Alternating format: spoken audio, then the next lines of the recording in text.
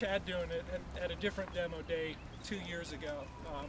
I said, yeah, that's, that's a neat way to sell kayaks, but I don't see any real useful fishing application in it until I started doing it. And I started fishing waters like the Cano de Gwinnett near here, and standing up higher and able to see and sight fish and see fish moving around and cast to them. The reason you can stand up in a boat like that is because it's super wide. The bottom of the hull, it's like a 3-chine hull, and if you lift one, he actually at one of the demo days had me lift a leg, and I thought, I'm going over for sure. He paddles up and says, now that you've stood up in it, flamingo. I said, I'm going over for sure. But it held me. I mean, it dipped way down, and I'll show you here in a couple minutes. The one that I would use on a rare trip to saltwater is a Tarpon 160. A very long kayak. It's a great bay/saltwater boat. It's super fast. I used one for a couple of years on Liberty and Pretty Boy, and it's the quickest sit on top that I've ever had. A lot of times people ask, what are how come they're all sit on tops? Why don't you have any that you sit inside with the skirt and everything? When I started Blue Ridge kayak fishing, I guess it's been 7-8 years ago, all of my boats were sit-in kayaks with the skirts. And I've gradually transitioned to the sit-on tops. The reasons for that, it's just a lot more comfortable. It's being able to, one of the biggest things is for kayak fishing that I teach in my class is maintaining boat position. People get in a kayak, they start drifting down the river, they're like, ooh, I want to fish there.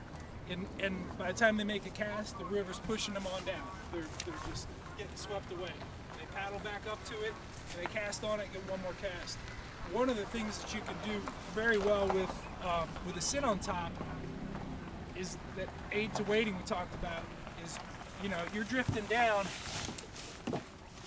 This is another way. This is a sand spike to help you maintain boat position. Run that right through the scupper hole into the dirt, and you're sitting sideways. Another way is as you're drifting down. Say the current's taking you that way. You just sit on it sideways like a couch, and you dig your heels in. You can't do that with a sit-in kayak.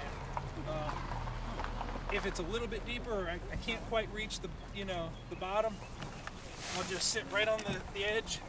Say it's about that deep, and I spread my legs out like this and let the current push against the backs of my legs, and I'm planted. I'm waiting again. So, okay. All right.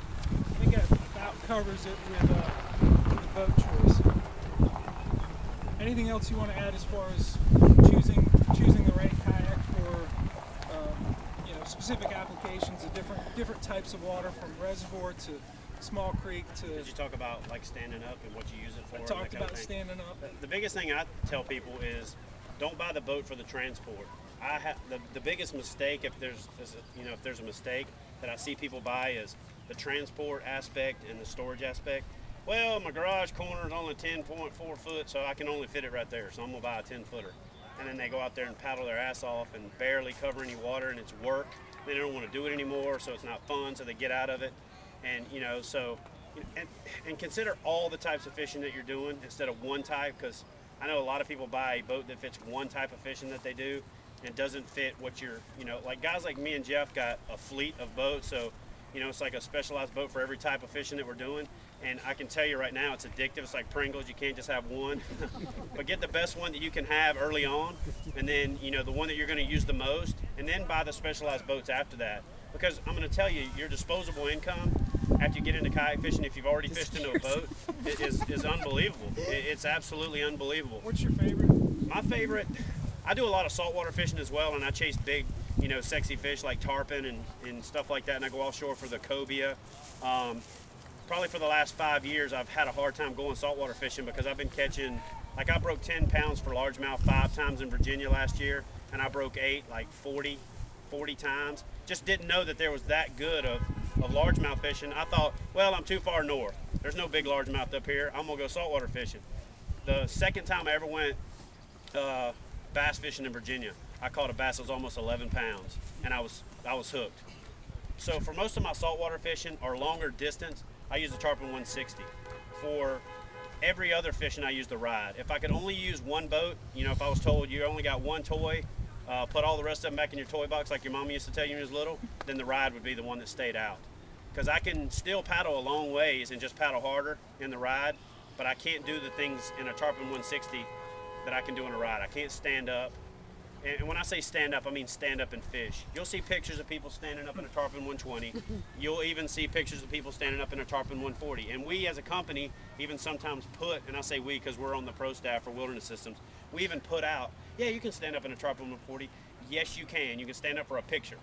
But when it comes to standing up and actually fishing, you know, and flipping and setting the hook and missing the fish and not going swimming on the other side or breaking the line or having the fish throw the lure, you can't stand up and fish. You stand up and fish in the ride. I got Absolutely. a story that goes along with that. I was still somewhat, you know, suspect about how stable it was, but until I was fishing Black Hills Reservoir down near Boyd's, Maryland, and all the way up at the top end of it, they have a riprap wall to kind of slow down the sediment where the stream's coming in. And these largemouth, and I'm fishing for largemouth, they're going in and out of this area, and I'm standing up sight fishing, and I say, wow, that's a huge one right there. I don't know if it's a bass though, I don't know what it is, but let me throw this tube, and I wing the tube over there, and as soon as it hit the surface of the water, it came rocketing up, and I'm standing, and it hit and just started running, and I'm actually standing up in it, being towed as I go. It was about a 35-inch muskie. I say about because I didn't land him. He went airborne. He jumped up with those razor sharp teeth, cut the line, and I'm leaning back on him, and it goes plink, and I'm like, hey, I'm still standing. I'm not in that lake. I don't know how it happened, but it's. I mean, that's a lot of pressure to release. So. And I got a phone call like 2 hours later. Dude, you're right. And then I heard that story, and I didn't fall out of the boat. I told you. Yep. Yeah. Well, what about when you set the hook on a 100-pound tarpon?